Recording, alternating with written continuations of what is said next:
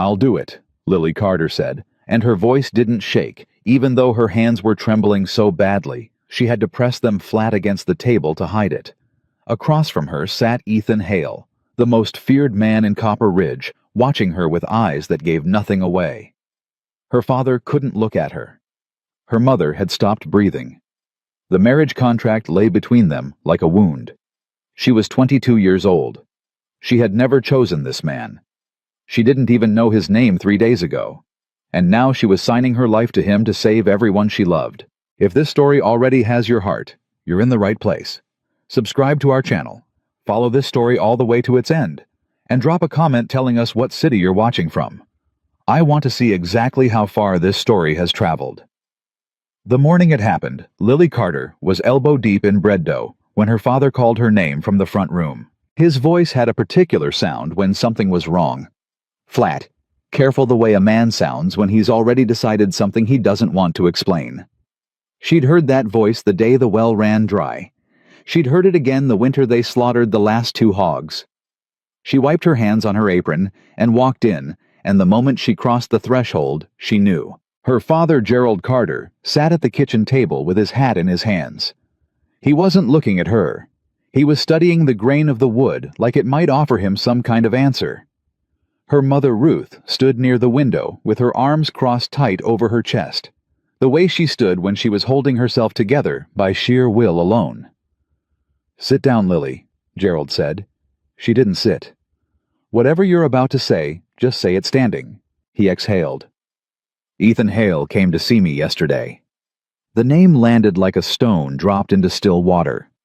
Lily felt the ripple move through her before she even understood why. Everyone in Copper Ridge knew the name Ethan Hale. They knew it the way they knew a storm was coming, not from any particular noise, but from a feeling in the air. He owned the largest cattle ranch in the valley. He kept to himself. He hired the men no one else would hire and paid them better than anyone thought fair. He didn't come to church socials. He didn't drink at the saloon. He was rarely seen in town, and when he was, people stepped out of his way, not because he was violent, he wasn't, but because there was something in the way he moved that said he had already accounted for every possibility and found none of them worth worrying about. He was 34 years old and had never been married. "Why," Lily said slowly, "would Ethan Hale come to see you?" Gerald set his hat on the table. "He's offering to clear our debt." "All of it. Every dollar. The feed loans, the mortgage, arrears, the money we owe the Hendersons for the seed we never paid back." He paused. "All of it. In exchange for—" "No." Lily's voice came out harder than she intended. "No. Stop right there." "Lily, you're going to tell me he wants to marry me?" She laughed, but there was nothing warm in it. "Papa, I am 22 years old. I am not a land deed. You cannot hand me over to settle a debt like I'm livestock." Ruth flinched at the window. Gerald didn't look up. "He's not a bad man. I don't know him. That makes him a stranger. And you want me to live with a stranger, sleep under a stranger's roof, be a stranger's wife because we couldn't keep the farm afloat through 2 bad seasons." Her voice broke on the last word, and she hated it for breaking. She pressed her lips together. "Tell me I'm wrong. Tell me that's not what this is." Gerald finally looked at her, and the expression on his face, the exhaustion in it, the shame was worse than any answer he could have spoken aloud. "Lily," Ruth said softly from the window, "if we lose the farm, your father loses everything he's worked for since before you were born. Your brothers have nowhere to go. We'll be split up across 3 different households begging for charity from people who can barely feed their own. Then we figure something else out. We've been figuring something else out for 3 years." Gerald's voice was quiet, not angry, just tired in the deepest possible way. "There's nothing left to figure." Lily stood there at the middle of that room, and the silence around her felt like a thing with weight. She could feel it pressing down on her shoulders, settling across the back of her neck. She thought about her brothers. Danny was 16, Tom was 12. She thought about her mother's hands, already roughened beyond their years, from work that never stopped. She thought about her father's posture, which had slowly curved forward over the last few seasons, like a man carrying something too heavy to set down. She turned and walked back into the kitchen. She stood at the counter with both hands flat against the wood and stared at the wall. She counted to 10, then 20. Then she stopped counting because the numbers didn't change anything. She thought, I will not do this. She thought, I cannot do this. She thought, I do not have a choice. 2 days later, Gerald Carter arranged for them to meet. It was at the Carter table, which felt deeply wrong to Lily, that this conversation should happen in the same room where they'd eaten every Christmas dinner, where her brothers had done their schoolwork, where her mother had taught her to roll pie crust at the age of 7. The room smelled like coffee and wood smoke, and something ordinary and safe. And into that room came Ethan Hale, ducking slightly under the doorframe, because he was tall enough that it was necessary. He was not what she expected. She had built him in her imagination out of shadow and rumor. She'd expected something rougher, something coarser, a man who looked like a man who'd gotten everything he had through force. Instead, he was lean and weathered, with the kind of quiet that comes from a person who doesn't speak unless they mean to. His hat came off the moment he stepped inside, which her father noticed and appreciated. She could see that. His hands were calloused from actual work. He didn't look at her like an acquisition. He looked at her like she was a person he didn't yet know and was trying to read carefully. "Miss Carter," he said. "Mr. Hale," she said back, and kept her voice level. She had practiced this. She would not cry. She would not beg. She would simply be present and see what kind of man had walked into her family's kitchen offering to purchase her future. Her parents excused themselves with an awkwardness that made Lily's jaw tighten. And then it was just the two of them. Ethan Hale sat across from her and folded his hands on the table. "I don't need you to like this," he said. She blinked. That was not where she'd expected him to start. "I imagine you've been told you don't have much of a choice," he continued. "I want to say clearly that you do. You can refuse. I won't come back, and I won't hold it against your family. This arrangement works only if you agree to it." "And if I agree," Lily said carefully, "what exactly am I agreeing to? You'd come to Hale Ranch as my wife. Your family's debts get cleared, all of them. What I need is someone who can manage the house side of the ranch. The cooking, the household accounts, the coordination with the workers' families. My foreman's wife used to handle it. She passed last winter. The operation's struggling without someone in that role." Lily watched him. "So this is a business arrangement?" "That's all it needs to be." He met her gaze steadily. "I'm not looking for something you don't want to give. I need a partner for the ranch. That's the honest truth of it." "And what about—" She stopped. She wasn't sure how to ask what she was asking. "What about the rest of it, being a wife, in full?" Something shifted in his expression, not discomfort exactly, but care. Like he understood the question and was choosing his words deliberately. "That's not part of what I'm asking for. Not unless it becomes something you choose. You'd have your own room, your own space. Whatever this turns into, it turns into slowly, or it doesn't turn into anything at all. You wouldn't be trapped." Lily said nothing. He leaned forward slightly. "I know what people say about me in town. Some of it's earned, some of it isn't. What I can tell you is that I've never raised a hand against anyone who didn't start the trouble. I pay every man on my ranch what he's owed, and I don't lie. You could be lying right now. I could be—" He agreed without offense. "That's a risk you'd be taking, same as any risk." She looked at him for a long moment.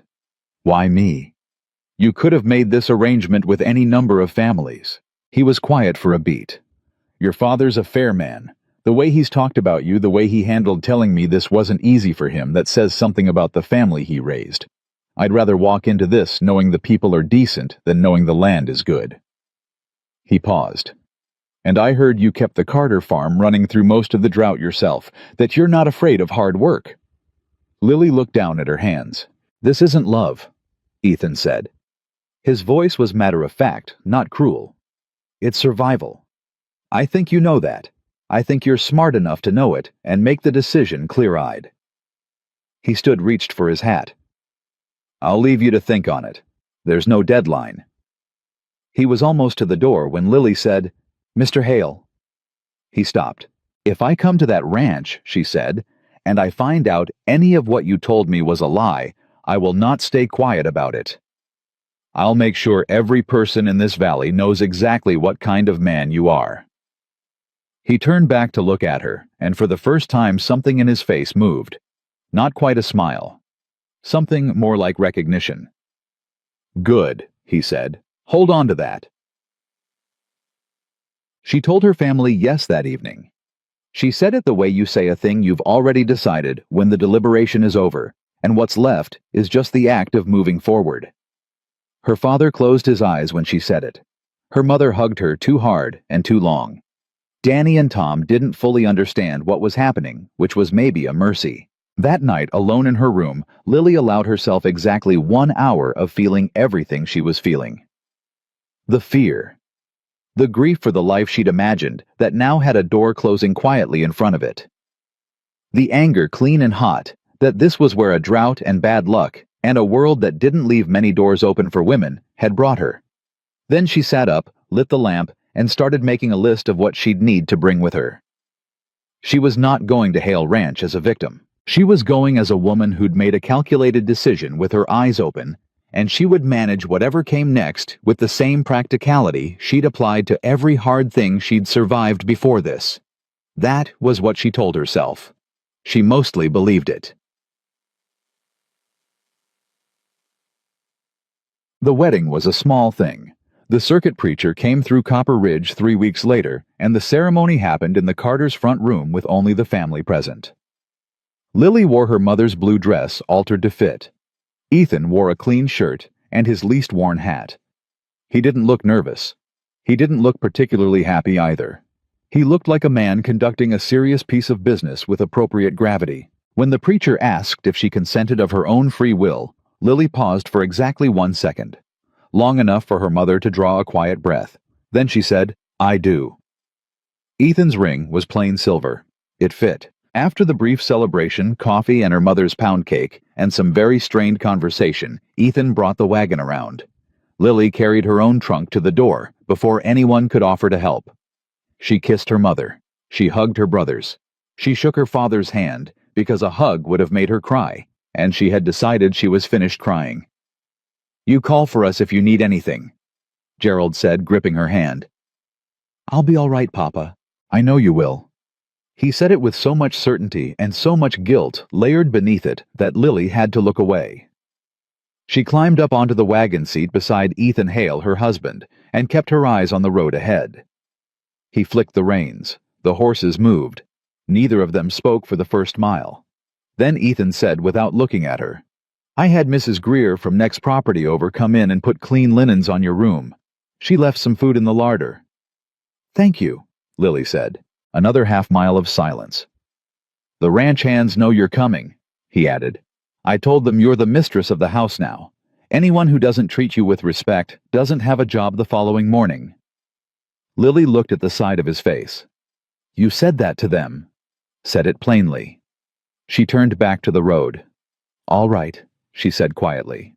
The wagon rolled on under a wide, indifferent sky, carrying Lily Carter, Lily Hale, now though the name felt like someone else's coat, toward a life she hadn't chosen, tended by a man she didn't know. She was frightened. She was angry. She was completely uncertain of what came next. But she had her list. She had her 2 hands and her clear eyes and 17 years of learning that hard things don't wait for you to feel ready. Whatever Hale Ranch was going to ask of her, she would answer it. She wasn't sure yet whether she would be all right. But she was sure she would not break. And for now, that was enough to move forward on. The first morning, Lily woke up at Hale Ranch. She lay still for a long moment and listened. She was waiting for something. She wasn't entirely sure what. Some sound that would tell her what kind of place this was. What kind of man ran it? What kind of life she'd walked into. Back home on the Carter farm mornings had a familiar rhythm. Her father's boots on the porch boards, her mother starting the stove, Danny arguing with Tom about whose turn it was to feed the chickens. The sounds of a family that had always been there and would always be there. Here, there was something different. Work. Not the sound of people starting their day. The sound of people already deep into one. Male voices in the yard low and purposeful. Horses moving. A hammer striking somewhere in the distance, steady and unhurried. She could smell coffee that had already been brewing long enough to get strong. She got up. She didn't sit in her room wondering what to do with herself. That was not who she was, and she was not going to become a different person just because the walls around her had changed. She washed her face from the basin, dressed in a plain cotton dress that she could actually work in, braided her hair back, and walked out into the main house. Ethan was gone. There was a cup on the table with a note beside it, written in a hand that was careful and economical, like a man who'd had to learn to write as a practical matter, and had never developed any particular affection for the craft. Coffee's on the stove. Hands eat at 6 noon and 6. Whatever you need for the kitchen, make a list, and I'll send someone to town. E.H. Lily read it twice. Then she poured herself coffee, found the larder, found it adequately stocked but not organized in any way that made sense to her, and spent the next 20 minutes rearranging it entirely. Then she made breakfast. Not just for herself. She made enough for 8 people because she'd counted that many men in the yard from the window. And she was the mistress of this house now, and that meant something whether anyone had asked her to prove it or not. When she carried the pan to the bunkhouse door and knocked, there was a long silence from inside. Then a man about 60 years old, with a beard like a gray thicket, opened the door and stared at her. "Ma'am." "Breakfast," she said. "Come get it while it's warm." His name was Cord. He was the foreman, a man who had worked for Ethan Hale for 11 years, and who looked at Lily with an expression she couldn't entirely decipher, not unfriendly, but watchful. Like he was waiting to see what category she fit into before he committed to an opinion. The other hands were younger. Most of them were polite in the slightly stiff way of men who'd been told to be polite, and were actively remembering that instruction. One of them, a boy barely old enough to shave named Will, thanked her twice, and then turned red about it. None of them mentioned Ethan. She didn't ask. She didn't see Ethan until the evening. She'd spent the day learning the house, which was larger than she'd expected, and not as rough as she'd anticipated, but clearly had been managed by someone who valued function over comfort, and hadn't thought much about the difference between a home and a working shelter. There were no curtains on most of the windows. The dining table had a crack in it that hadn't been repaired. The kitchen had good equipment, but it was stored badly, as if whoever had last organized it had done so in a hurry and never come back to finish the job. Lily noted all of it and didn't say anything. She cleaned what needed cleaning. She found linens in a chest and made the main room somewhat less bare.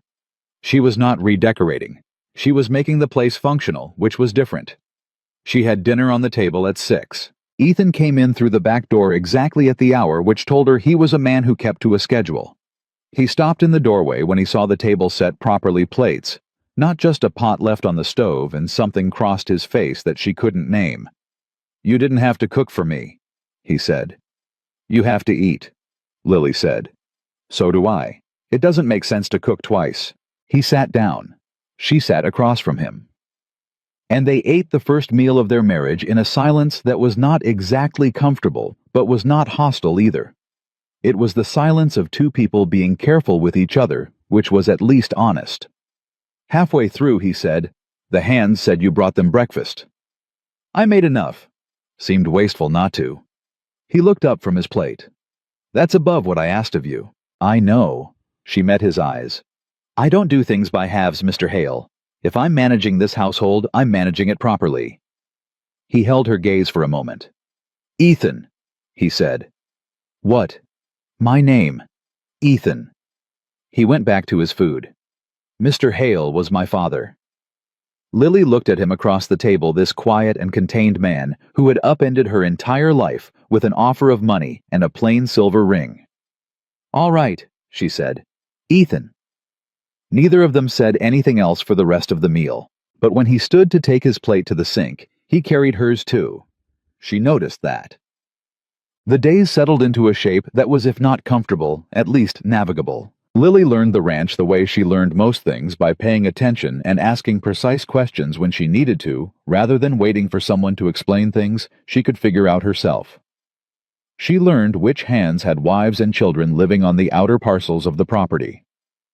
She learned that two of those wives, Clara Marsh and a woman named B. Rollins, had been largely isolated since the previous housekeeper died because no one had thought to maintain the connections.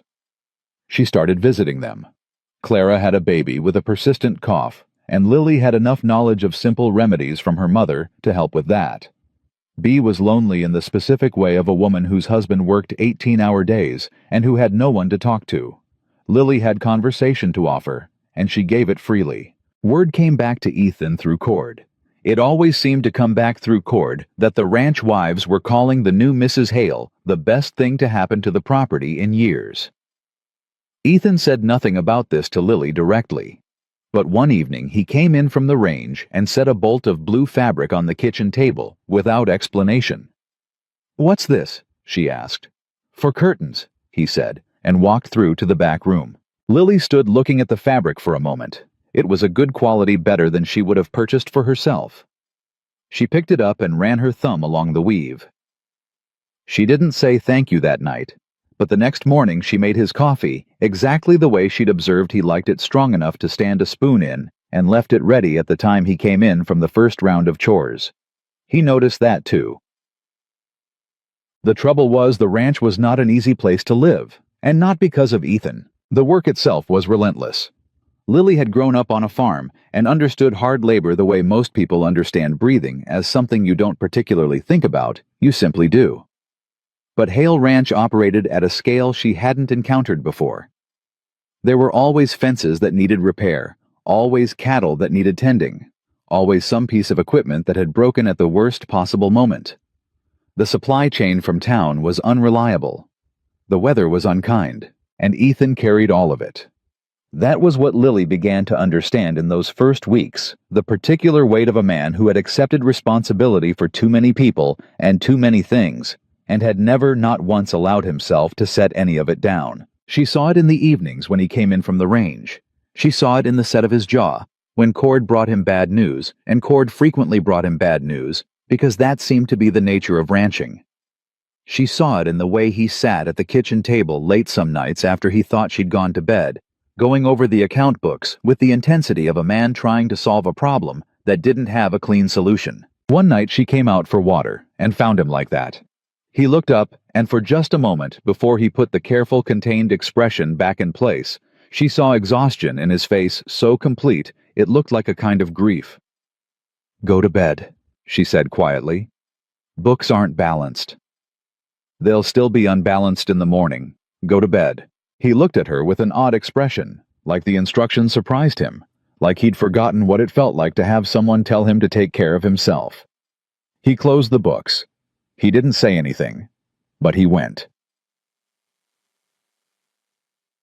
3 weeks into her life at Hale Ranch, Lily broke the kitchen stove, not on purpose. She was trying to fix a problem with the draft that had been making the oven run uneven, and she went about it too aggressively with a wrench she probably shouldn't have been using, and something gave way that shouldn't have given way. She stared at the result for a long moment. Then she went to the barn where Cord was working and asked without particular shame if he had any experience with cast-iron stoves. Cord blinked at her. "Beg pardon, ma'am. I may have made the stove situation worse," she said. "I need someone who knows what they're looking at." It took her Cord and a hand named Pete most of the afternoon to fix it properly. By the time Ethan came in for dinner, the stove was working better than it ever had. Dinner was only 40 minutes late, and Lily had grease on her forearm that she hadn't quite managed to scrub off. Ethan stood in the kitchen doorway and looked at the stove, then at her arm, then at her face. "Cord told me," he said. "I figured." She put a plate in front of him. "It's fixed now. Draft's better than before." He sat down. He looked at the stove again. "You could have just asked me." "You were out with the cattle. It needed handling." "Lily." His voice was different, something in it she hadn't heard before. Not irritation, something quieter. "You could have waited." She sat down across from him. "I'm not very good at waiting." He was quiet for a moment, and then he said in a tone so careful it felt like he was handing her something fragile, "I know. I can see that." She looked at him. He looked back. Something shifted in the room. Not dramatically, nothing that would have been visible to anyone watching. Just a small, almost imperceptible movement in the distance between them. like two tectonic plates that had been pressing against each other, suddenly finding a fraction of give. The stove, he said, finally looking down at his plate, has needed that fixed for 2 years. Why didn't you fix it? Didn't have anyone who... He stopped, started again. There wasn't anyone paying attention to it.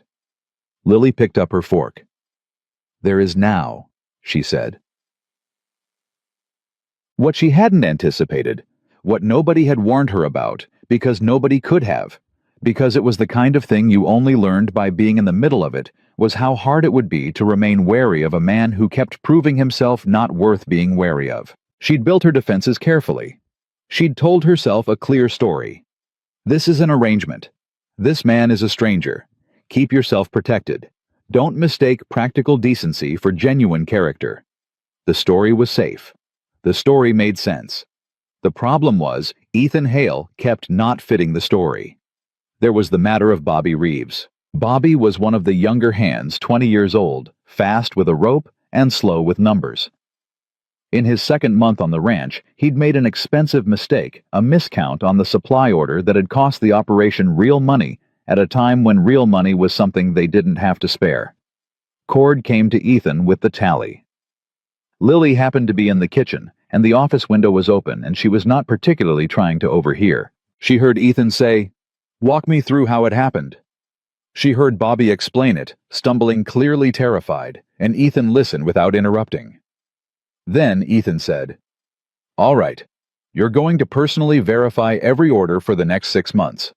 You're going to learn those numbers until they're automatic. And you're going to talk to Cord at the end of every week so we can catch it if it happens again." Bobby said in a small voice, "You're not letting me go. You made a mistake, not a habit. There's a difference." A pause. "Don't make it a habit." Lily stood in the kitchen and looked at the wall. She thought about the foremen she'd seen on neighboring farms growing up, the ones who fired a man for a single bad day and never thought twice about it.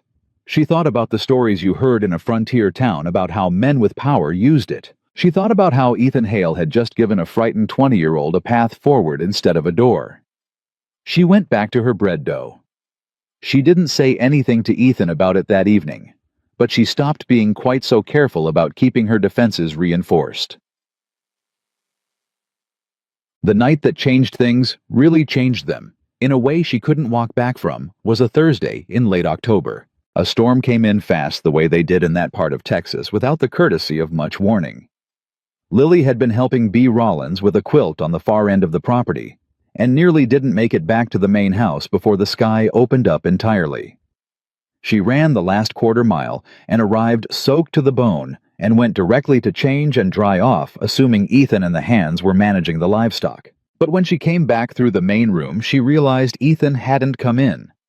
She asked Cord, who was dripping in the doorway. "Where is he?" "Barn," Cord said. "Mare's bad. She took a fall in the south pasture before the storm hit. Boss has been with her since mid-afternoon." "How bad?"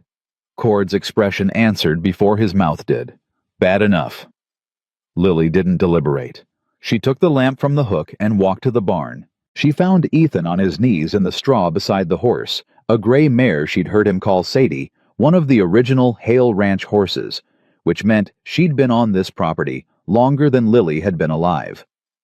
Sadie was down and laboring, and even Lily could see it was serious.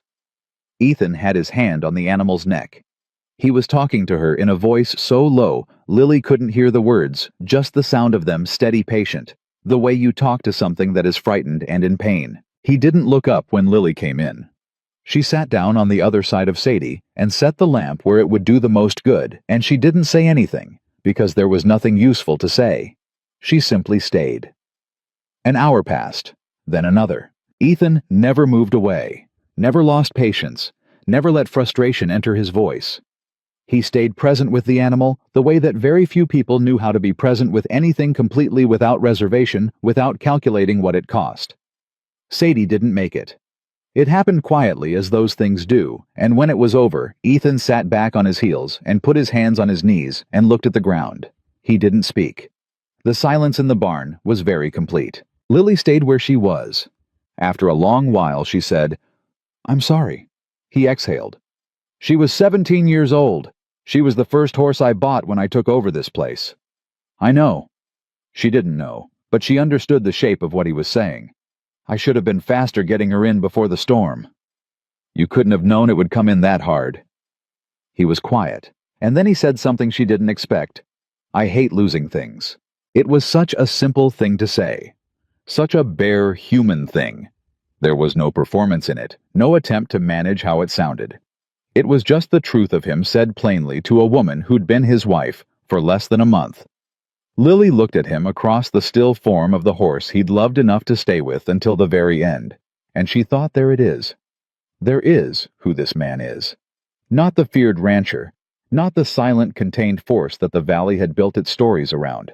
Just a man who hated losing things and stayed with them until he couldn't anymore. Come inside, she said. I'll make coffee. He got to his feet slowly, like a man carrying something heavy. He looked at her, and the expression on his face was one she hadn't seen before. Not gratitude exactly, but something close to it, layered under something that looked like surprise. Like he hadn't expected company in a hard moment. Like he'd gotten so accustomed to handling hard moments alone that being accompanied in one felt like a new country. Lily, he said. Come inside, Ethan, she said again, and walked toward the barn door. He followed. She made the coffee, and he sat at the kitchen table, and neither of them said much of anything. But they sat there together for the better part of an hour, the lamp burning low between them, the storm working itself out against the windows. And Lily understood that something had passed between them in that barn that had nothing to do with debt or arrangements or a contract signed with a shaking hand. She didn't have a name for it yet. But she didn't push it away. And when she finally said goodnight and went to her room, she lay in the dark and listened to the storm and thought about a man who had stayed all night with a dying horse because he refused to let anything suffer alone. She thought about what kind of person did that. She thought about what kind of person she had assumed he was. She thought about how rarely those two things turned out to be the same. The morning after Sadie died, Ethan was up before dawn. Lily heard him. She'd been sleeping lightly the way she always did in unfamiliar seasons. Not quite restless, but close to the surface, and she heard his boots on the floor, heard the back door open and close with its particular sound, the hinges he kept meaning to oil. She lay still for a moment and listened to the quiet he left behind. Then she got up and started the stove. When he came back in 2 hours later, there was breakfast on the table and coffee that was still hot. He stopped in the doorway and looked at it, then at her. She was already eating. You didn't have to get up, he said. I was awake. She didn't look up from her plate. Sit down. He sat. He ate. He didn't say anything about the night before, and neither did she. That was not avoidance, it was something more like respect. Some things didn't need to be processed out loud to count, but something had shifted. Both of them knew it, and neither of them named it, and that unnamed thing sat between them at the breakfast table, and was in its own strange way more honest than anything they'd yet managed to say. Cord came in halfway through with a problem about the east fence line, and Ethan dealt with it without leaving the table, which was new. He'd always taken those conversations to the yard before, like he'd been keeping the business of the ranch away from her compartmentalized, as though she were a guest who shouldn't be burdened with the actual work of the place. This time, he stayed, and when Cord finished explaining the situation, Ethan glanced at Lily almost without meaning to, and she said without being asked, How much fencing would you need? I can add it to the supply order I'm putting together for Saturday. Cord blinked at her. Ethan said, 200 feet, probably 250 to be safe. 250 it is, she said and wrote it down. Cord looked between them with an expression that was carefully neutral and walked back out. Lily heard him chuckling quietly somewhere around the corner of the house, but she chose not to acknowledge that. November arrived, and with it the particular quality of a Texas autumn that has no interest in being gentle cold in the mornings, almost warm by midday, and carrying a dry wind that pulled at everything and settled nothing. Lily had been at Hale Ranch for 6 weeks. She had a routine now, which helped. Routines were how she'd always managed.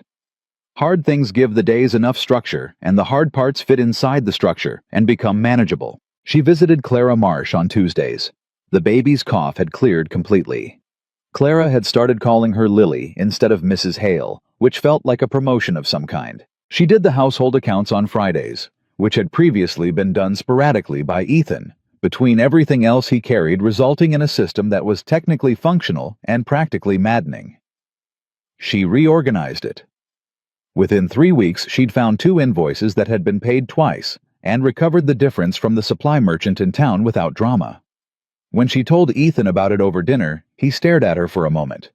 He just gave it back. I showed him the records. He didn't have much choice. She picked up her coffee. You've been overcharged on grain for probably 2 years. I'm going to renegotiate the contract in January. Ethan set down his fork. Lily. What? I didn't ask you to do that. I know. She met his eyes. Do you want me to stop? He looked at her for a long moment. Something moved behind his eyes that she was beginning to recognize the careful recalibration of a man who'd spent a long time accounting for everything himself and was slowly, reluctantly learning that he didn't have to. No, he said. I don't want you to stop. She nodded and went back to her dinner. He watched her for another few seconds before he did the same. The first time she heard someone in town talk about Ethan Hale, it cracked the whole picture she'd been building open and showed her something underneath she hadn't expected.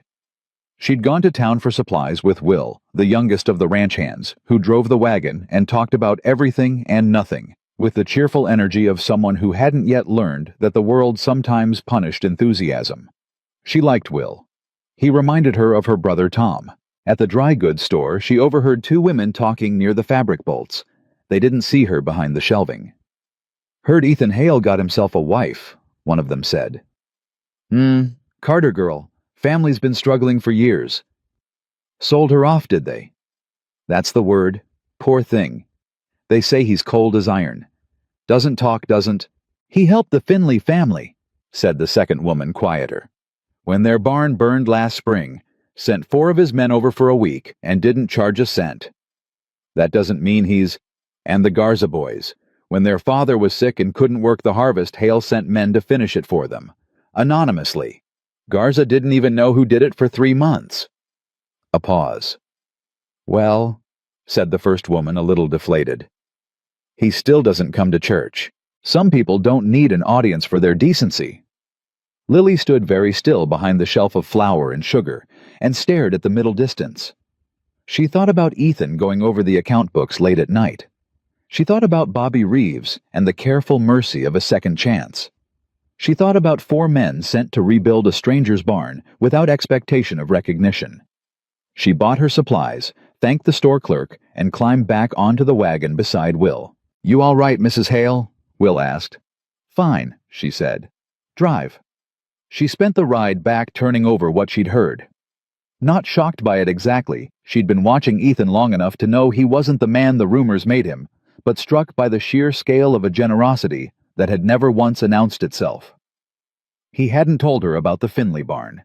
He hadn't told her about the Garza harvest. She would have bet everything she owned that he hadn't told anyone. He was not feared because he was hard.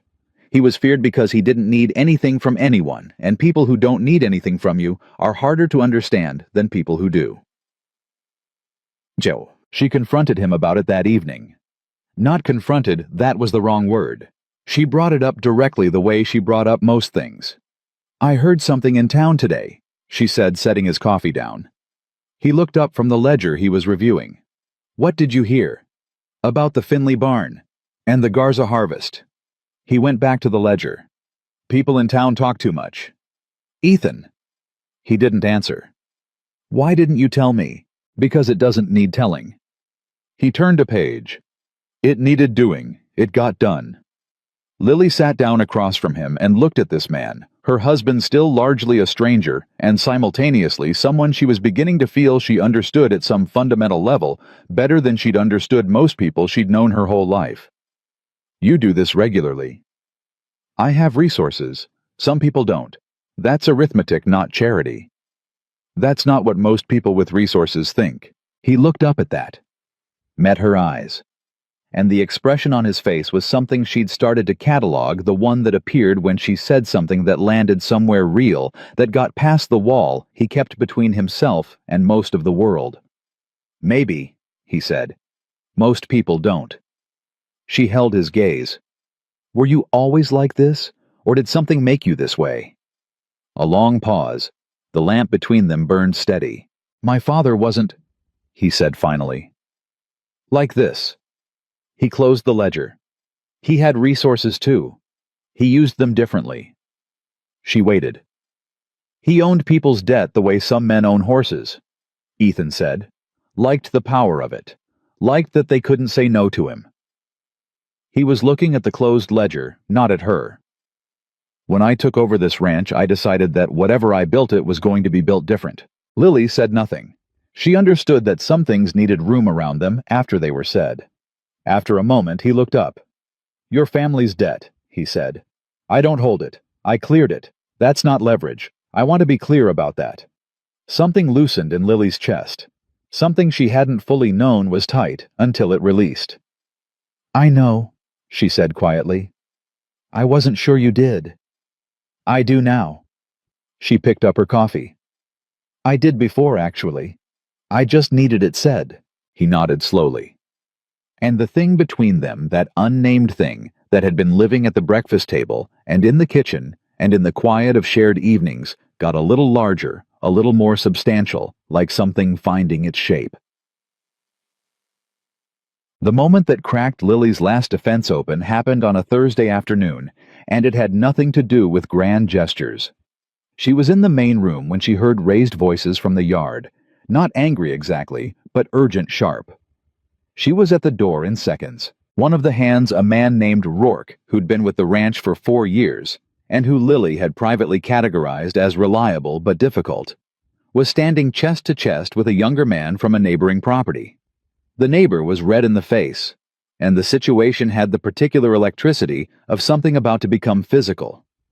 Ethan was already there. He stepped between them without hesitation, not aggressively, but decisively, the way a man steps into a space he intends to occupy completely. He put one hand flat on Rourke's chest and didn't move it. "Walk," he said to Rourke. "Now." Rourke's jaw worked. He wanted to argue. He looked at Ethan's face and didn't. He walked. Ethan turned to the neighbor kid, he couldn't have been more than 17, and looked at him until the red started fading from his face. "What's the actual problem?" Ethan asked, even patient, like there was no adrenaline in him at all. The kid swallowed. "Rourke said my father's fence is on Hale land. Said he was going to—" "He's not going to do anything," Ethan said. "I'll have Cord look at the survey line this week. If there's an overlap, we'll figure it out between your father and me like adults." He paused. "You ride home and tell your father to expect my visit Saturday." The kid nodded, swallowed again, said "Yes, sir," with such transparent relief that Lily felt something squeeze in her chest. After he rode off, Ethan turned and saw her standing at the door. She didn't say anything. He came toward the house, and when he reached the door, she stepped aside to let him in. He stopped beside her close enough that she could have reached out and touched his arm and said quietly, "Survey line's probably fine. Rourke just has a temper." "Are you going to deal with Rourke?" "I already did." He looked at her. "You saw." "He walks that line again." "He won't."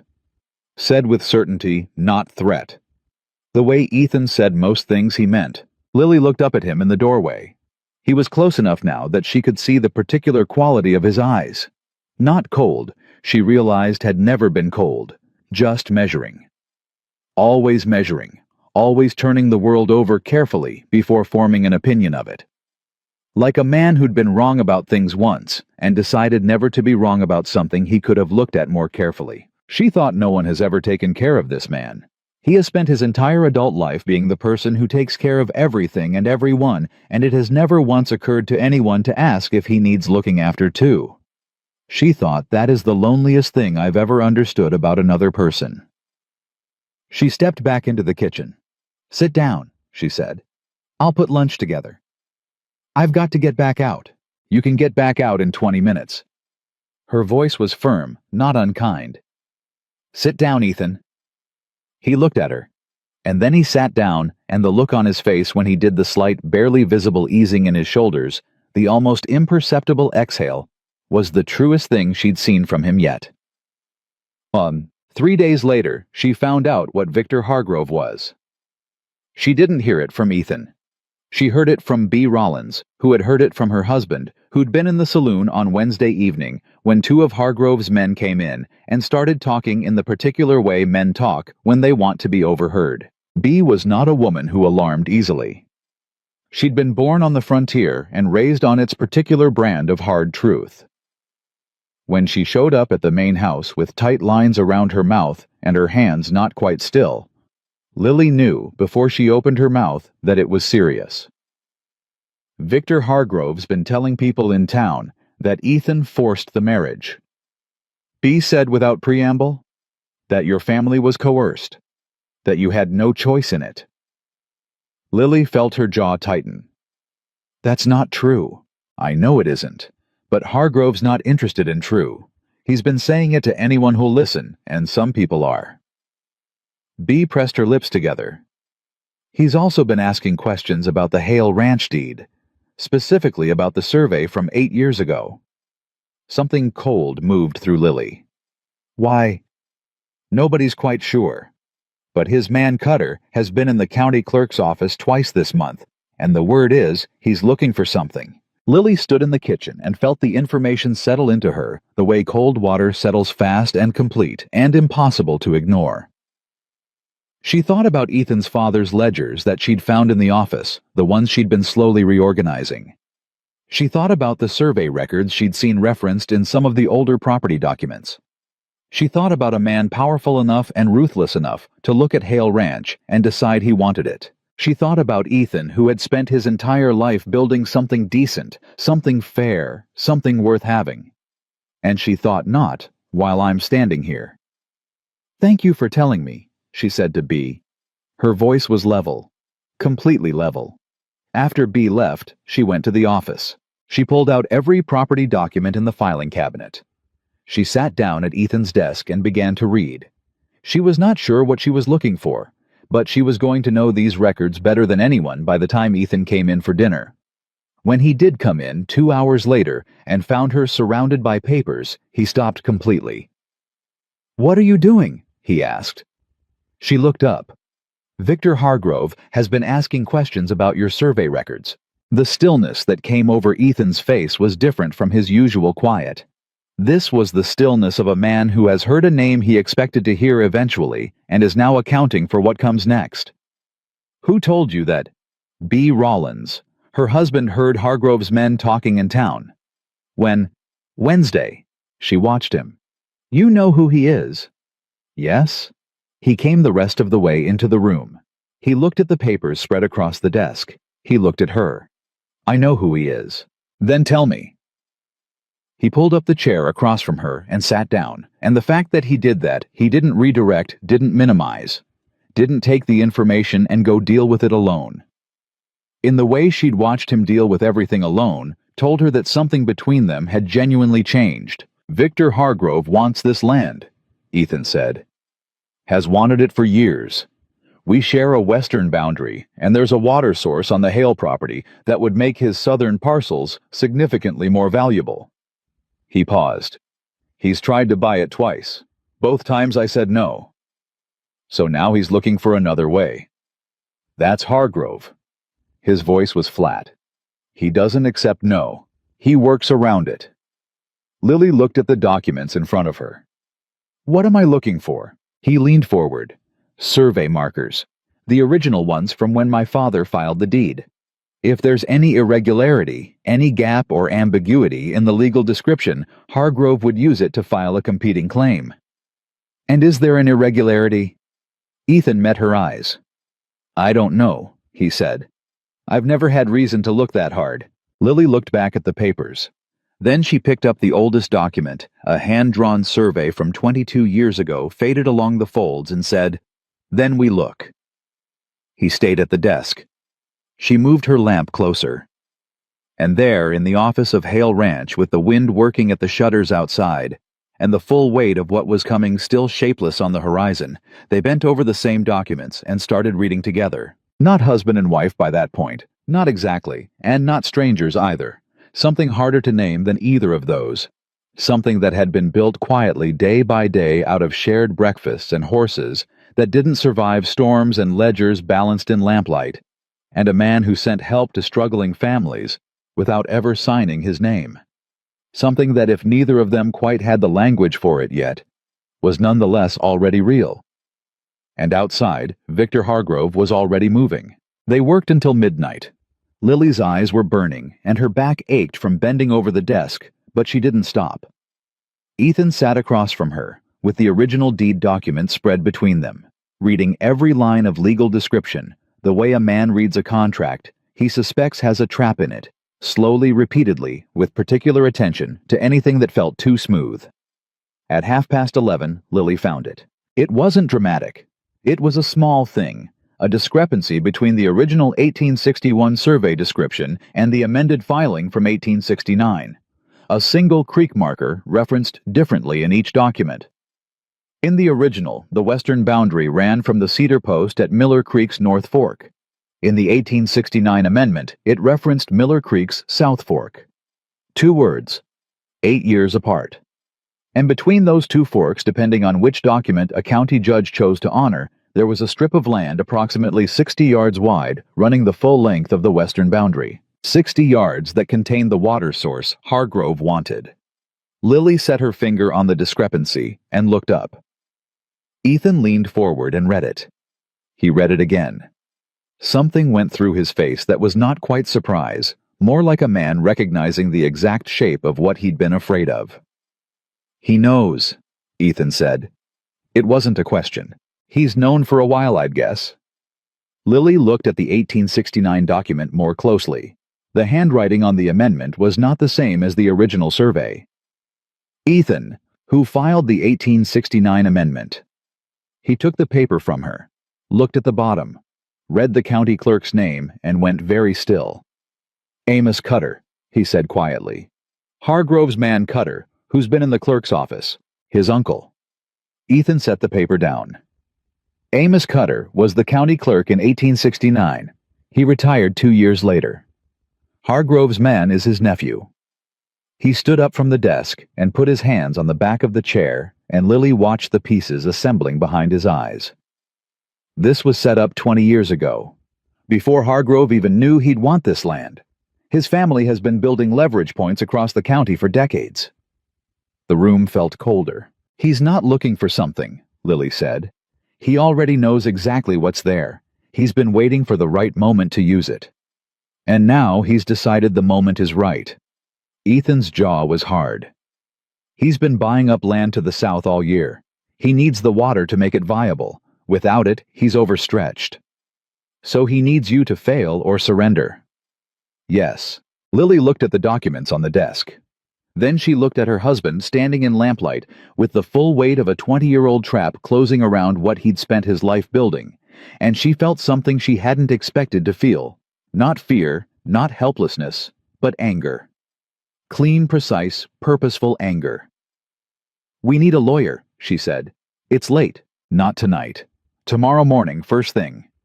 She began organizing the documents into a careful order. "And we need to make copies of both these filings before anything else happens to them." Ethan watched her hands moving over the papers. "Lily."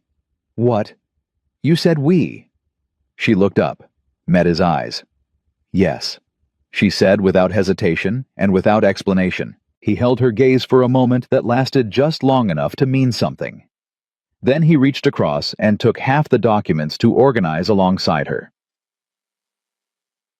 The lawyer's name was Thomas Aldridge, and he operated out of a narrow office above the feed store in Copper Ridge. He was 60 years old, had been practicing in the county for 35 years, and had the particular quality of a man who had heard every kind of trouble and remained unimpressed by it. Lily liked him immediately. He read both survey documents 3 times, while Ethan and Lily sat across his desk. He set them down. He picked them up again. He set them down a second time and removed his glasses and said, "Well." Well, Ethan said. The 1869 amendment is irregular, Aldridge said. I can see that without a detailed examination. The question is whether it's irregularity born of clerical error or intent. He tapped the paper. Amos Cutter was the clerk that year. I knew Amos. He was not a careless man. Meaning, Lily said. Meaning if there's an error in this document, it was put there deliberately. He looked at them over his folded glasses. Which is a serious allegation. We're not making an allegation, Lily said. We're asking what our position is legally if Hargrove files a competing claim based on this amendment, Aldridge considered. Your position depends on what the original survey can establish.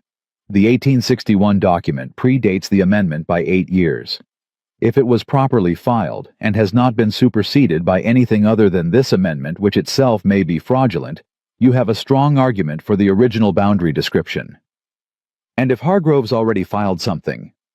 Aldridge's expression shifted almost imperceptibly. Has he?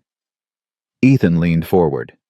Has he? Aldridge opened his desk drawer and pulled out a sheet of paper. He set it on the desk.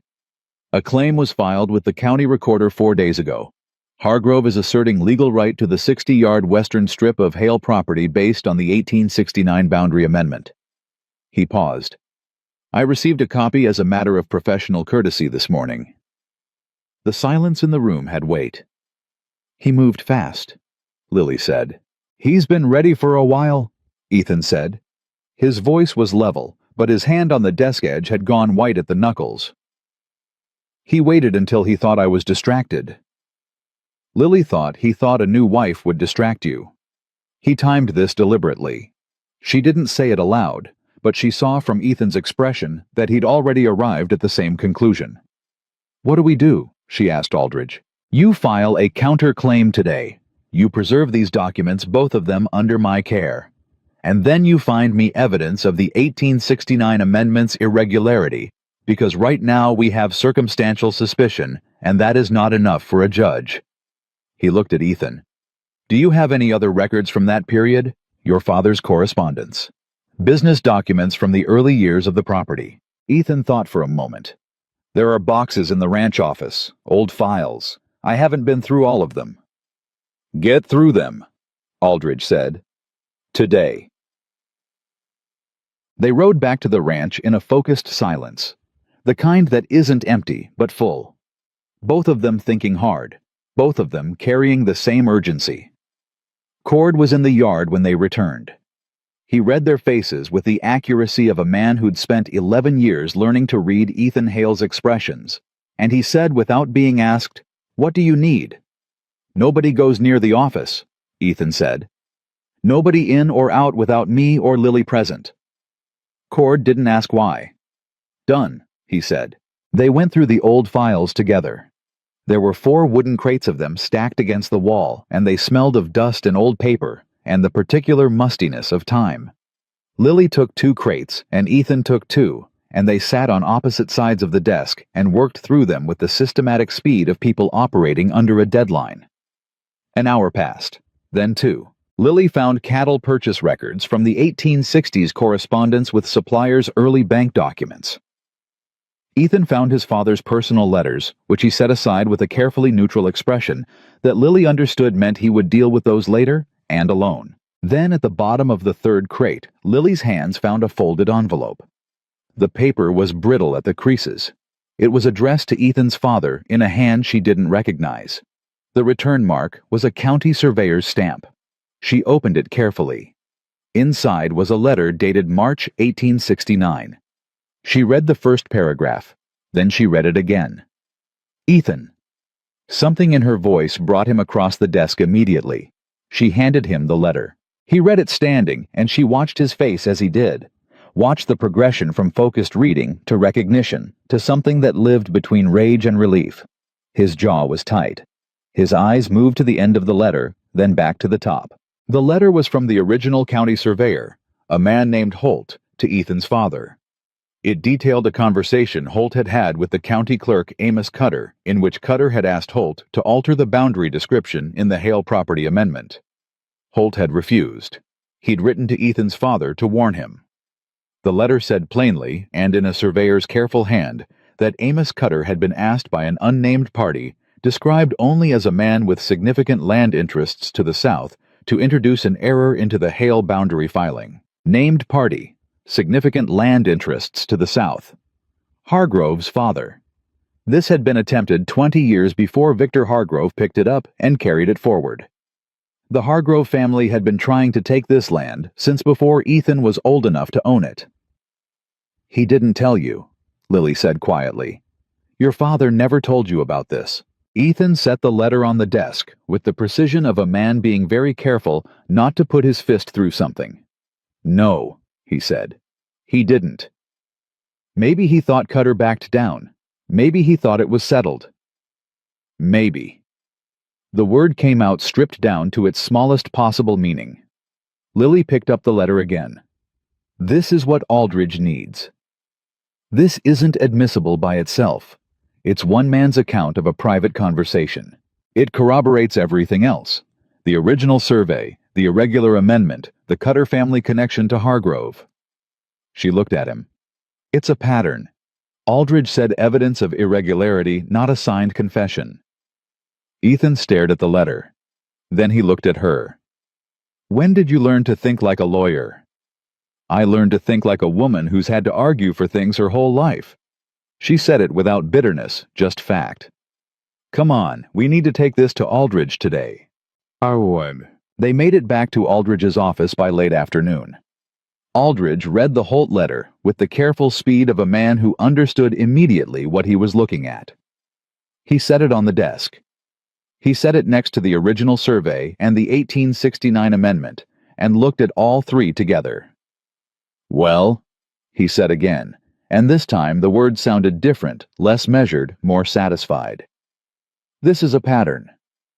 "That's what I told him," Lily said. Aldridge looked at her with the first undisguised appreciation he'd shown since they'd walked in. "Mrs. Hale, how did you know to look for this letter?" "I didn't. I was being systematic." She paused. "And I was angry." Aldridge's mouth moved toward something that might have been a smile if he'd let it develop. "Anger has won more cases than strategy in my experience." He gathered the documents.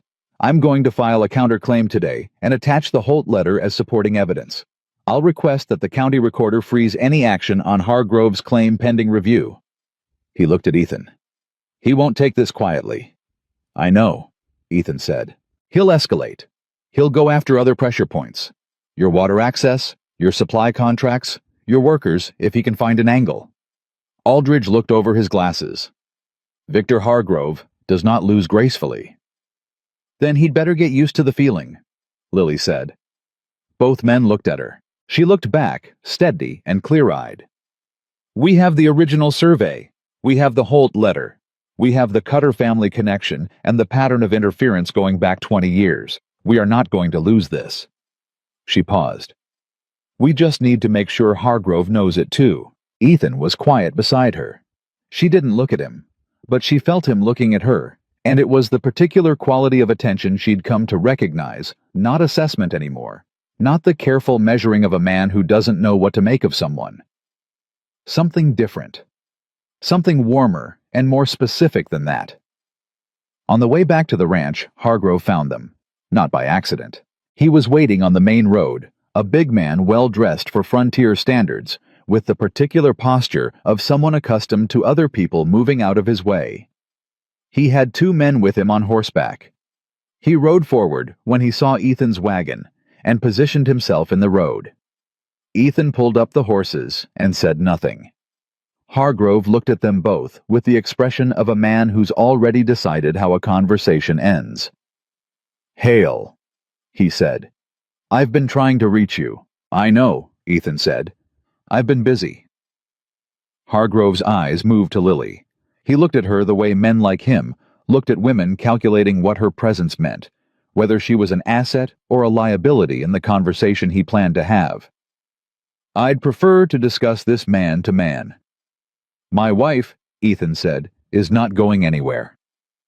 Lily felt that land, said simply, directly, without hesitation or apology. "My wife is not going anywhere." Hargrove's jaw shifted. "I'm prepared to make you a fair offer for the Western Strip. More than fair." It resolves the legal question cleanly and— There's no legal question, Ethan said. The 1869 amendment is fraudulent. We have evidence of that. You'll hear about it formally when Aldridge files tomorrow morning. Hargrove went very still. Amos Cutter, Lily said, and watched the name hit Hargrove the way a stone hits water. His expression didn't break. Men like him had too much practice for that, but something behind his eyes shifted fast, recalculating. She pressed forward. Your family has been after this land for 20 years. We have the paper trail going back to 1869. Every step of it. I don't know what you think you have. We know what we have, Lily said. And so do you. Hargrove looked at Ethan. When charm and intimidation both fail, men like Hargrove look for a crack, some hesitation, some fear, something to work against. You want to do this publicly, he said. You want a county court case. I have lawyers who'll drag this out for 2 years. Cost you more than the land is worth. Let them talk, Ethan said quietly with the certainty of someone who has already made peace with the cost. We'll stand on truth. Hargrove's men shifted behind him. Hargrove himself sat very still on his horse and looked at these two people sitting side by side on a wagon. This man he'd been planning around for years, and the woman he'd dismissed as a distraction and a weakness. And something crossed his face that he probably didn't intend to show. He recognized that he'd miscalculated. Not the land, not the documents, not the legal strategy. He'd miscalculated the people. He'd expected to find Ethan Hale isolated and managing a new domestic situation that would split his attention. He'd found Ethan Hale with a partner. This isn't finished, Hargrove said. No, Ethan agreed. It isn't. Hargrove turned his horse and rode his men following, and when the sound of hooves faded, the road was quiet. Lily exhaled. Ethan looked at her. She looked at him. They were close on the wagon seat, close in the way that shared work and shared danger makes people close, which is a different kind of close from any other. You told him about Amos Cutter, Ethan said. I wanted to see his face when he heard it. Strategically, it would have been better to save that for the courtroom. Strategically, she agreed. But it felt right. He was quiet for a moment, and then, quietly, against every instinct of a man who had spent years keeping his expressions to himself. Ethan Hale smiled. Not broadly, just enough. Just barely enough that she could see it. Yeah, he said. It did. She looked at the road ahead. Something warm was moving through her chest, and she let it because she was done fighting the things that were simply true. Drive, she said. He flicked the reins.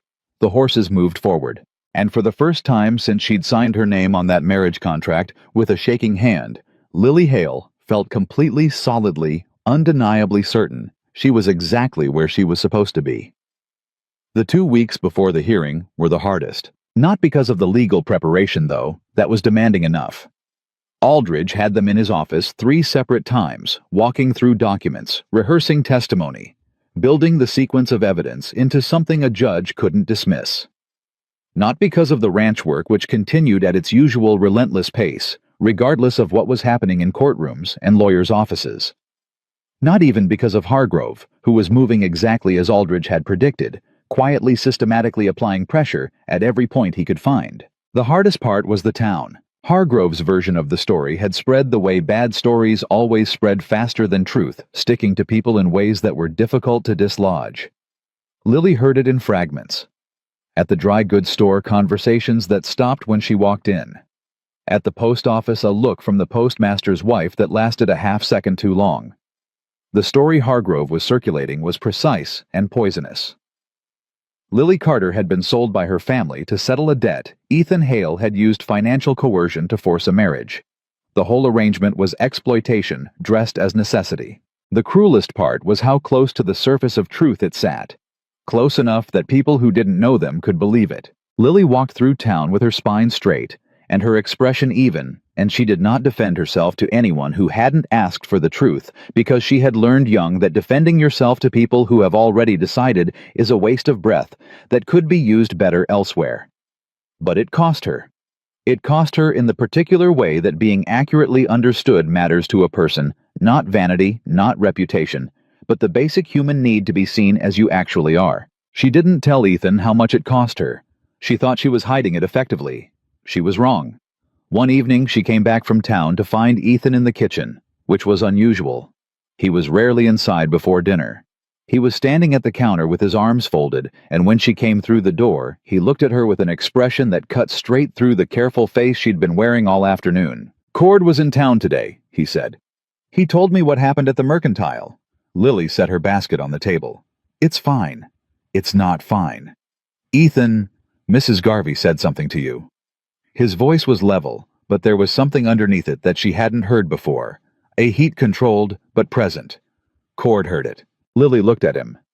"She asked me in front of 4 other women whether I'd signed the marriage contract myself, or whether my father had signed it for me." She paused. She made it sound like a kindness, like she was giving me an opportunity to admit I was a victim. Ethan's jaw was hard. "What did you say?" "I told her I signed it myself with my own hand after a conversation with my husband in which he told me explicitly I could refuse." She met his eyes. "I told her the debt was cleared because that was the arrangement, and the arrangement was honest, and any person who wanted to characterize it otherwise was welcome to come speak to me directly instead of building stories in the back corners of stores." A beat of silence. 4 other women heard that, Ethan said. 5, actually. The milliner came in partway through. Something shifted in his expression. It moved through him the way things moved through Ethan Hale, not dramatically, not with announcement, but completely. "I should have," he started. "Don't," she said firmly, but not unkindly. "Don't tell me you should have protected me from it. I handled it." "I know you handled it." He looked at her steadily. "That doesn't mean you should have had to handle it alone." The words landed differently than she expected. She stood in the kitchen and felt them settle, felt the specific weight of being told plainly without performance that someone wanted to stand beside her in the hard things. Not because she couldn't manage them, but because she shouldn't have to manage them alone. She thought about what she'd thought in the barn the night Sadie died. Nobody has ever taken care of this man. And now she understood the other side of that thought, the mirror image of it she had spent her entire life being the person who handled things, who managed, who held herself together so well that people forgot to ask if she needed holding too. "I know," she said quietly. He crossed the kitchen and stood in front of her, and this was new, this closeness chosen not incidental, not the result of a shared desk or a wagon seat. He reached out and tucked a strand of hair back from her face with 2 fingers, the gesture so careful it almost wasn't there. "2 more weeks," he said. "Then it's done." She looked up at him. "And if the judge doesn't rule our way, he will. But if he doesn't, then we appeal," Ethan said. "And we keep appealing. And Hargrove spends every dollar he was going to make off that water source on lawyers, and so do we, and eventually one of us runs out." He paused. "It won't be us." She believed him. Not because she had to, not because the alternative was too frightening. Because she'd watched this man for 2 months, and understood that when Ethan Hale said something simply and without decoration, he meant it in the deepest possible way. "All right," she said. He dropped his hand, stepped back. "Dinner's not going to make itself," he said, and the moment passed into the ordinary, which was somehow exactly right. 4 days before the hearing, Hargrove made his last move. It came through the bank. Aldridge sent a message by Ryder on a Tuesday morning. Lily got it first, since Ethan was out on the range, and she read it standing in the yard with the autumn wind pulling at her collar. The message was brief and precise. Hargrove had approached the Copper Ridge Savings Bank and purchased the note on a small loan Ethan's father had taken out 15 years ago. The loan had been largely repaid. The remaining balance was modest. But Hargrove had bought it and was now calling it due in full immediately on a technicality buried in the original loan language. The amount wasn't catastrophic. But it was time to land 1 week before a court hearing, when every resource was already stretched and the psychological pressure of the moment was at its highest. Lily read the message twice. Then she walked to the barn, saddled her horse, something she'd been doing herself for 6 weeks now, without asking anyone, and rode out to find Ethan. She found him at the east fence line with Cord and Pete. and she could tell from the way his body changed when he saw her riding toward them at that pace that he understood something had happened. She handed him the message without preamble. He read it. His face went very still. Cord, who had not read it, but who could read. Ethan Hale said, "How bad?" "Manageable," Lily said before Ethan could answer. Both men looked at her. "The amount is manageable. We have the reserves from the grain contract we renegotiated in October. It wipes most of that out, but we have enough to cover it and still function." She looked at Ethan. "I checked the account books this morning." Ethan looked at the message in his hand, then at her. "When did you check them this morning?" "Before you were up." She held his gaze. "I've been checking them every week. You know that." He was quiet for a moment. Then something moved through him. Not defeat, which was what Hargrove had been hoping for, but something harder and more determined than that. "He wants us rattled," Ethan said. "He wants us going into that courtroom rattled." "I know what he wants," Lily said.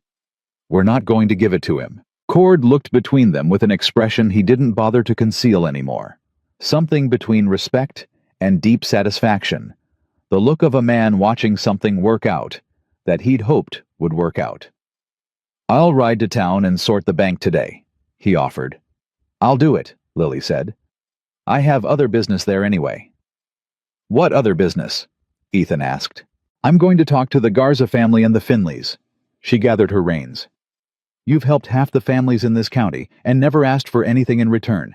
I think it's time we find out whether they'd be willing to come to a courtroom and say who Ethan Hale actually is." She looked at him. "Character witnesses. Aldridge mentioned them. We just haven't pursued them." Ethan stared at her.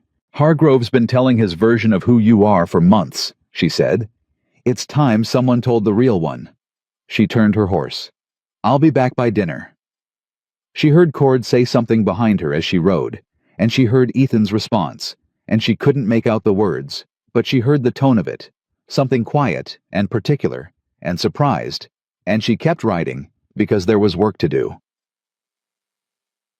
The Garza family said yes before she finished asking. Maria Garza, whose husband had worked himself nearly to death the year his sons harvested their crop, unknowingly, assisted by 4 of Ethan Hale's men, looked at Lily across her kitchen table with an expression that said she had been waiting for someone to ask. "We didn't know who did it for months," she said. "When we found out my husband tried to go thank him, Ethan Hale told him there was nothing to thank, that any decent person would have done the same." She paused. "My husband said he'd never met a man so uncomfortable with gratitude in his life." Lily smiled despite herself. "That sounds right." The Finleys were the same, a family rebuilt by assistance they hadn't asked for and couldn't fully repay, grateful in the specific and permanent way of people who have been helped in a moment of real need. Tom Finley shook Lily's hand and said, "You tell us where to be and when, and we'll be there." She rode home with 4 committed character witnesses, and the bank draft handled, and she felt something she recognized from a long time ago, from before the drought, before the debt, before the marriage contract, and the plain silver ring. She felt useful, not in the grinding have-to way of the past 3 years, but in the real way, the purposeful way, the way of a person who has found the place where their particular capacities meet something that actually needs them. When she got back to the ranch, Ethan was waiting on the porch. He saw her face. "How many?" he asked. "4 families. Possibly 5. I stopped by the Hendersons on the way back, and their eldest son said he'd speak to his parents." Ethan stepped off the porch and took her horse's bridle as she dismounted. He looked up at her as she swung down, and they were standing close again, that chosen closeness that had been slowly becoming natural. "Lily," he said. "Don't thank me," she said. "I'm not uncomfortable with gratitude, but it's not done yet." He shook his head slowly. "I wasn't going to thank you."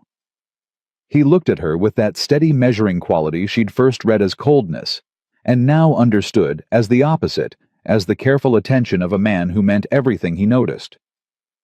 "I was going to say I don't know what I did to deserve this."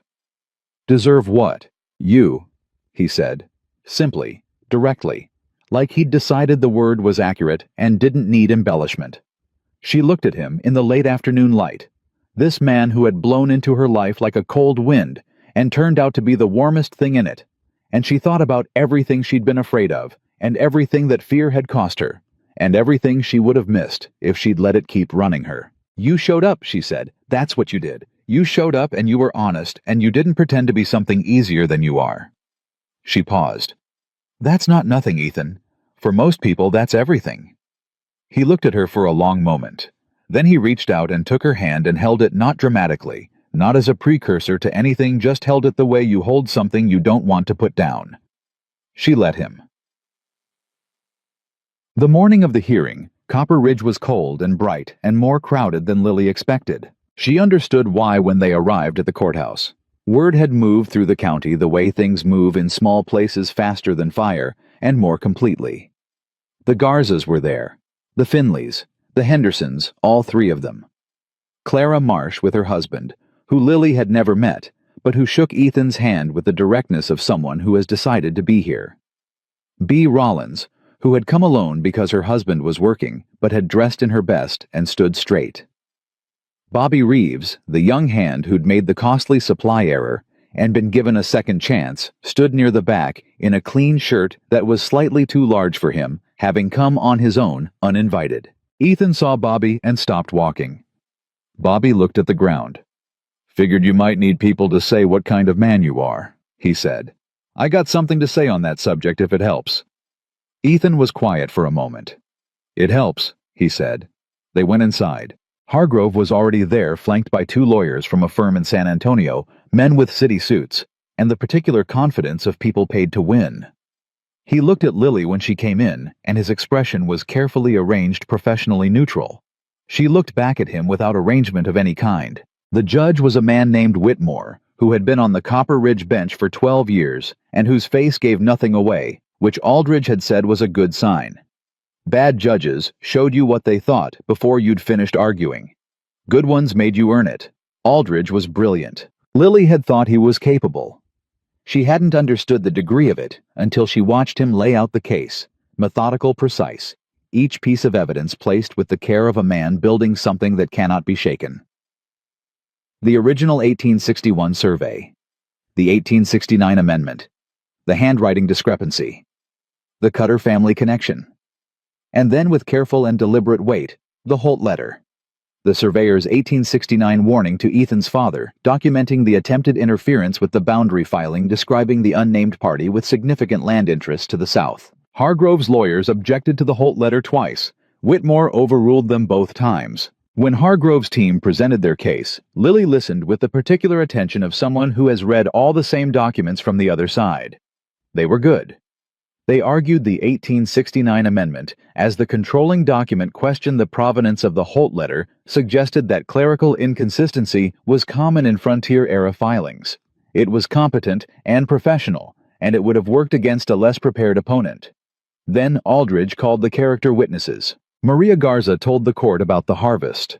Her voice was steady, and her Spanish-accented English was precise, and she looked at Judge Whitmore the whole time she spoke, not at Hargrove, not at Ethan, just at the judge, as though she wanted to be certain he received it directly. Tom Finley described the barn. The Henderson eldest described the time Ethan Hale had ridden 4 hours in winter to help pull their cattle out of a flooded creek, a story Lily hadn't heard before, and she felt Ethan very still beside her. Bobby Reeves described being given a second chance when no other employer in the county would have granted one. And then Aldridge called Lily. She had known this was coming. She had prepared for it. She walked to the front of the room with her shoulders back and her hands steady, and she sat in the chair and looked at Judge Whitmore and waited. Aldridge asked her about the marriage arrangement. She told the truth, all of it, without softening any of the parts that were hard. The debt her family's situation, the conversation at the kitchen table, where Ethan had told her she could refuse. She told the court what Ethan had said, that it worked only if she agreed that it was a business arrangement and nothing more, that she would have her own room and her own space. Hargrove's lawyer stood up for cross-examination. He was smooth and indirect in the way of men who've learned that direct attacks on women in courtrooms tend to backfire. "Mrs. Hale," he said pleasantly, "wouldn't you say you felt significant pressure to agree given your family's circumstances?" I felt significant pressure from my family's circumstances, Lily said, not from Ethan Hale. But the offer itself was a form of pressure. Without it, we would have found another way. She looked at the lawyer steadily. I agreed to this marriage because after speaking with my husband, I determined he was an honest man making an honest offer. I have not found any evidence since then that I was wrong. She paused one beat. I have found considerable evidence that I was right. The lawyer tried two more approaches. She answered both with the same quality, not aggressive, not defensive, simply accurate. He sat down. When she returned to her seat, Ethan's hand found hers under the table and stayed there. She didn't look at him. She looked at Judge Whitmore. The judge called a recess. The recess lasted 40 minutes, which Aldridge said was a good sign, and which felt to Lily like 40 years. She sat in the hallway with Ethan beside her, and the ranch families ranged around them in the particular solidarity of people who have chosen a side and committed to it. Cord paced at the end of the hall. Bobby Reeves sat on the floor with his back against the wall and his hat in his hands. Nobody talked much. At one point Ethan said quietly, "Whatever he rules, he's going to rule for us," Lily said. "You can't know that." "No." She looked at him. "But I know we told the truth, and I know every person in that courtroom knows it."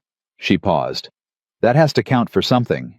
He looked at her for a long moment, and then he said in a voice so quiet only she could hear it, "I never meant for you to stay. When I made that arrangement, I told myself it was practical.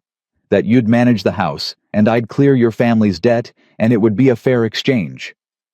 He looked at their joined hands. "I didn't expect you to be. I didn't plan for you." She looked at him. "I know," she said. "That's why I did." He lifted his eyes to hers. "Stay," she said clearly. "That's why I stayed. Not because of the debt or the contract, or because I didn't have somewhere else to go." She held his gaze without flinching. "Because you're the most honest person I've ever met, and you show up for things, and you don't quit on anything that's worth not quitting on." She paused. "That's why." Ethan Hale, who had never in Lily's experience been without words when he needed them, said nothing. He just looked at her with something in his face that was so unguarded and so complete that she had to look away first, because it felt like looking directly at something too bright. She looked at the courthouse door. He held her hand. They waited. Judge Whitmore ruled in 43 minutes. The 1869 amendment was found to be procedurally irregular, based on the documented testimony of Surveyor Holt, and corroborated by the handwriting analysis Aldridge had commissioned from a document examiner in Austin. The original 1861 boundary description was reinstated as the controlling legal document. Hargrove's claim was dismissed. The water source, the 60-yard strip, the western boundary, all of it confirmed as Hale property. Hargrove stood when the ruling was read. His face was controlled, but his hands, Lily noticed, were not. He said something to his lawyer in a low voice. His lawyer put a hand on his arm. They left without speaking to anyone. The courtroom was not loud the way you might expect. The families from the valley were not the celebrating loudly type. What happened instead was quieter and more real. Cord shaking Ethan's hand with both of his. Maria Garza hugging Lily with the fierceness of a woman who means a hug completely. Bobby Reeves in the back pressing his lips together and looking at the ceiling for a moment before he pulled himself together. Aldridge leaned in and said quietly to Ethan and Lily together, "The pattern of interference will likely be referred to the State Attorney General. The Cutter family connection, the fraudulent amendment that doesn't end here." He paused. "You may have to testify again." "We'll be there," Lily said. Ethan looked at her. "We'll be there," he agreed. The drive home was different from every drive they'd taken before. The urgency was gone. The weight of the thing they'd been carrying. The legal threat, the documents, the pressure from Hargrove, the 2 weeks of preparation that had consumed every available hour was gone. And what was left in the absence of it was something lighter and more permanent. They drove in silence for a while, which was its own kind of conversation between them now. Then Ethan said, The ranch is going to need new fencing on the south pasture before winter. Lily looked at the road ahead. I know. I put it in the supply order. You put it in before or after you were organizing character witnesses and handling the bank? During, she said. He was quiet. And then he laughed. She'd heard him laugh before, rarely briefly the contained version. This was different. It came from somewhere deeper, and it lasted longer, and it sounded like a man who has set down something heavy and is only now understanding how long he was carrying it. She felt it move through her like sunlight. She started laughing too, and they drove the rest of the way home like that, not about anything specific, just about the sheer accumulated relief of it. The release of two people who had been holding themselves tightly for a very long time. Months later, Hale Ranch was different. Not in the way that looked different from the outside. The cattle were the same cattle. The fences were the same fences, some of them newly repaired. The supply orders went out on the same schedule, and the hands ate at 6 noon and 6. And Cord still brought bad news with the consistency of a man who'd made it a professional practice. But the ranch was not silent anymore. It hadn't been silent for a long time, actually. Not since a young woman had arrived with a trunk she carried herself, and an arrangement she'd agreed to with clear eyes, and had proceeded to rearrange the larder feed 8 men without being asked, and refuse at every possible turn to be anything less than exactly who she was. On a morning in early spring, Lily walked the south pasture beside Ethan. The new fencing was up. The grass was coming back after a long winter. She could hear Will singing something badly and incorrectly to himself near the barn, and the sound of it made her smile. Ethan glanced at her. What? Nothing. She shook her head. Just this. He understood. She could tell he understood without her having to be more specific, which was one of the things about Ethan Hale that she'd stopped being surprised by and started being simply grateful for. He stopped walking. She stopped beside him. You were never part of the arrangement, he said. Quietly, the way he said things he meant most. I want you to know that. Whatever I told myself at the beginning about practicality, it was wrong. You were never a transaction. You were never part of what I was trying to solve. He looked at her. You became something I didn't know I was missing. Lily looked at this man who had waited up when she was late back from town, who carried her opinion in his decisions without being asked, who had never once in 6 months of marriage made her feel like anything less than a full person with full standing in her own life. I know, she said softly. I became part of the life. He reached out and took her hand, and they stood in the morning of the south pasture with the Texas wind moving through everything around them, and Lily thought about a girl who had signed a contract with a shaking hand and called it survival. She thought about what it had become instead. Not survival, not an arrangement, not a practical solution to a desperate problem, a life. A real and particular and chosen life built from scratch in a place she hadn't planned to be beside a man she hadn't planned to love. She had been afraid. She had been angry. She had been so certain that circumstances had taken everything from her. And instead, on the other side of fear, on the other side of anger, on the other side of every hard morning and every silent dinner and every moment she had refused to break, she had found something no arrangement could have guaranteed and no debt could have purchased. She had found someone worth staying for. And she had been brave enough, just barely, just enough to stay. That was not luck. That was not survival. That was two people choosing each other one honest day at a time, and that was the only way love that lasts has ever been built.